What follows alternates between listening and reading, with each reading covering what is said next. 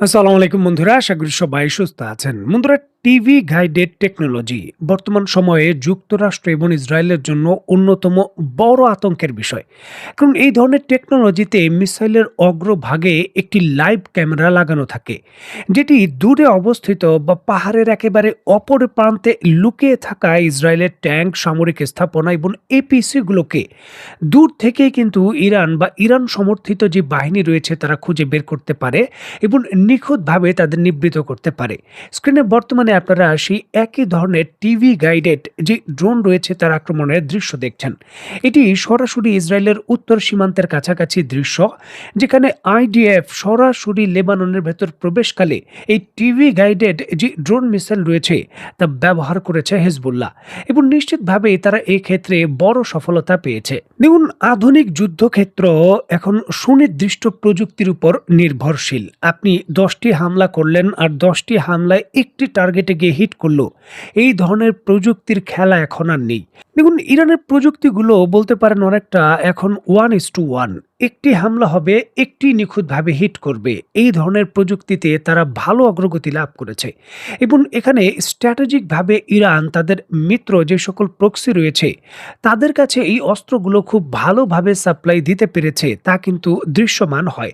কারণ যেইভাবে নিশ্চয়ই দেখতে পাচ্ছেন, উত্তর সীমান্তে ইসরায়েলের বিরুদ্ধে এই ধরনের আধুনিক যে টিভি গাইডেড টেকনোলজির মিসাইল রয়েছে এবং ড্রোন রয়েছে সেগুলো হিজবুল্লাহ ব্যবহার করছে। দেখুন, যদিও বিষয়টি পুরোপুরিভাবে ইসরায়েলের জন্য অনাকাঙ্ক্ষিত, তবে বাস্তবতা হলো উত্তর সীমান্ত থেকে হিজবুল্লাহ ইসরায়েলের বিরুদ্ধে ব্যাপক ভিত্তিতে হামলা করতে সক্ষম হয়েছে, এবং এক্ষেত্রে শঙ্কা করা হচ্ছে ব্যাপক ক্ষয়ক্ষতির। বিশেষ করে ইসরায়েলের আইডিএফ এর যে মার্কাভা ট্যাঙ্ক রয়েছে, এই ধরনের কয়েকটি ট্যাঙ্ক ক্ষতিগ্রস্ত হয়েছে এমন দাবি করেছে হিজবুল্লাহ, এবং এক্ষেত্রে কিছু তারা ভিডিও ফুটেজ প্রকাশ করেছে। প্রথম দিকে তার কিছুটা আপনারা দেখেছেন।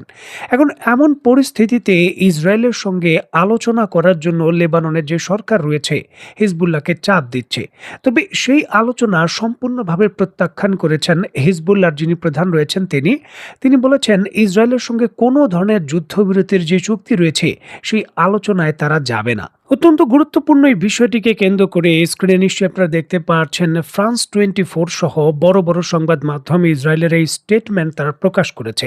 হিজবুল্লাহ তার বক্তব্যে দাবি করেছে ইসরায়েলের সঙ্গে কোনো ধরনের যুদ্ধবিরতির চুক্তির আলোচনায় যাওয়া অনেকটা আত্মসমর্পণ করার শামিল, আর এই জন্যই এই ধরনের কোনো পদক্ষেপে তারা যাবে না। তারা তাদের যে শক্তি রয়েছে সেটা পূর্ণাঙ্গভাবে ইসরায়েলের বিরুদ্ধে ব্যবহার করে তাদের যে মিশন রয়েছে সেটা তারা বাস্তবায়ন করবে, এটা হলো তাদের দাবি।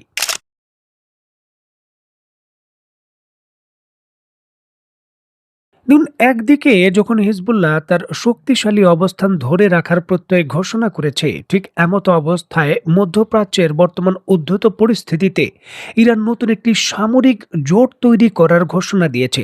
এই প্রক্রিয়ায় তারা ব্যাপক ভিত্তিতে অগ্রগতি বা পরিকল্পনা বাস্তবায়ন করছে, এমনটা তারা নিশ্চিত করেছে। দেখুন, মধ্যপ্রাচ্যে চলমান ইরান যুক্তরাষ্ট্র উত্তেজনার মধ্যেই যুক্তরাষ্ট্র এবং ইসরায়েলকে বাদ দিয়ে একটি নতুন আঞ্চলিক নিরাপত্তা ও সামরিক জোট গঠনের আহ্বান জানিয়েছে তেহরান।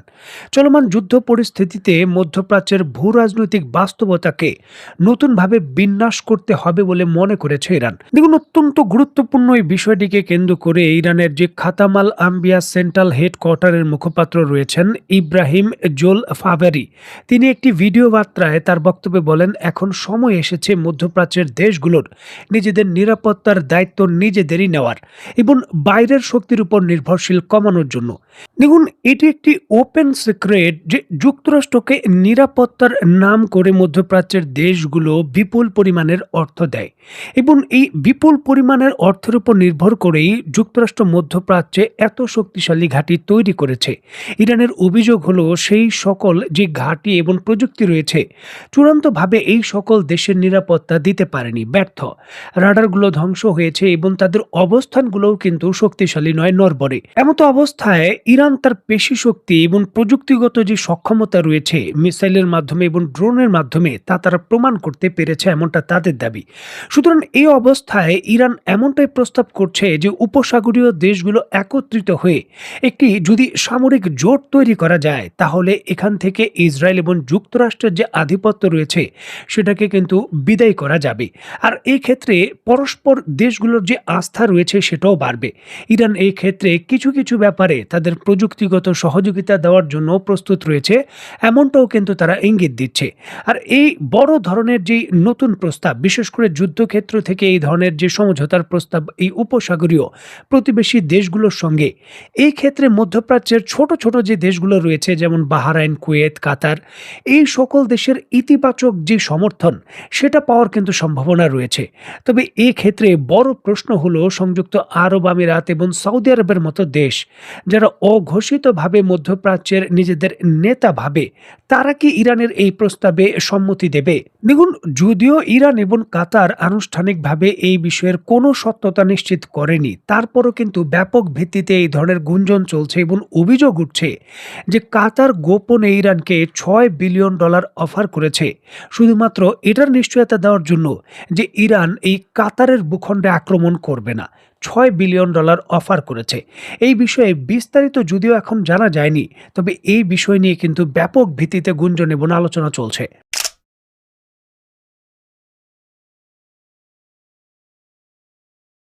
দেখুন, যুক্তরাষ্ট্র একটা দীর্ঘ পরিসরে ইরানের বিরুদ্ধে পদাতিক হামলা করবে এমন ঘোষণা বা এমন শঙ্কার বিষয়টা উড়িয়ে দিচ্ছেন না ডোনাল্ড ট্রাম্প। তিনি কিন্তু পরিষ্কারভাবে বলছেন যে কোনো ধরনের বড় পদক্ষেপের ব্যবস্থা টেবিলে রয়েছে, যে কোনো সময় তিনি সেটা বাস্তবায়ন করতে পারেন। এখন ইরানের বিরুদ্ধে পদাতিক হামলার জন্য যুক্তরাষ্ট্রের অন্যতম বড় যে কি পয়েন্ট বা দাবার চাল ছিল সেটা হলো কুর্দিরা। কারণ এর পূর্বে ইরাকের বিরুদ্ধে সাদ্দাম হুসাইনের বিরুদ্ধে এই কুর্দিরা খুবই ভালো ভূমিকা পালন করেছে এবং সিরিয়ার ভেতর আরও কিছু মিশনেও তাদের সহযোগী ছিল। এবং বিভিন্ন সংবাদ মাধ্যম সূত্র থেকে এমনটাও নিশ্চিত হওয়া যাচ্ছিল যে ইরাকের কুর্দিস্তানের ভেতর যে সামরিক ঘাঁটি রয়েছে ইরবিলের ভেতর যুক্তরাষ্ট্রের, সেখানে বিপুল পরিমাণের সমরাস্ত্র এবং ট্রেনিংও কিন্তু তারা শুরু করে দিয়েছিল এই কুর্দিদের নিয়ে ইরানের বিরুদ্ধে পদাতিক হামলার জন্য। তবে পরিস্থিতি যেখানে ইরান ঘুরিয়ে দিয়েছে এবং কয়েকবারই কিন্তু লাগাতার এই ইরবিলকে লক্ষ্য করে বা এই কুর্দিদের যে অবস্থান লক্ষ্য করে সেখানে ব্যালিস্টিক মিসাইল এবং ড্রোন হামলা করেছে ইরান, সেগুলো প্রতিহত করতে পারেনি বা নিরাপত্তা দিতে পারেনি যুক্তরাষ্ট্র। আর ঠিক এমতো অবস্থায় রাতারাতি কুর্দিরা নিজেদের অবস্থান পরিবর্তন করেছে, পরিষ্কারভাবে ঘোষণা দিয়েছে যে ইরানের বিরুদ্ধে কোনো ধরনের পদাতিক হামলায় যুক্তরাষ্ট্রের হয়ে তারা যুক্ত হবে না। দেখুন, যুক্তরাষ্ট্রের জন্য এই ধরনের সিদ্ধান্ত কুর্দিদের অত্যন্ত হতাশাজনক, কারণ তাদের নিয়ে কিন্তু বড় পরিকল্পনা ছিল এই যুক্তরাষ্ট্রের। যদিও কুর্দিরা সরাসরি তাদের ভূখণ্ডে ইরানের হামলার বিষয়ে তারা ক্ষোভ প্রকাশ করেছে যে কেন হামলা করছে, তবে ইরানের বিরুদ্ধে তারা সামরিক পদক্ষেপে যাবে না এটা তারা সুনিশ্চিত। যে এই ক্ষেত্রে ইসরায়েল এবং যুক্তরাষ্ট্রের জন্য একটি বড় সুখবর হলো যে আফ্রিকার দেশ উগান্ডার যিনি সেনা প্রধান রয়েছেন, সরাসরি তিনি কড়া হুঁশিয়ারি দিয়েছেন যে ইসরায়েলের বিরুদ্ধে যদি হামলা আরো বাড়ে এবং অস্তিত্বের সংকট তৈরি হয় তাহলে উগান্ডা সরাসরি ইসরায়েলের হয়ে যুদ্ধ করবে। এই ক্ষেত্রে উগান্ডাকে নিয়ে সরাসরি ইরানের বিরুদ্ধে কোনো পদক্ষেপের কথা যুক্তরাষ্ট্র এবং ইসরায়েল ভাবার সুযোগ রয়েছে, সে নিয়ে তারা স্বস্তি বোধ করতে পারে। যদিও সেটা ভিন্ন বিষয় যে সামরিক উপযোগিতা সেটার কতটুকু রয়েছে। তো বন্ধুরা, অত্যন্ত গুরুত্বপূর্ণ এই বিষয়টিকে কেন্দ্র করে আপনি ব্যক্তিগতভাবে কি মনে করছেন তা অবশ্যই কমেন্ট বক্সে লিখবেন।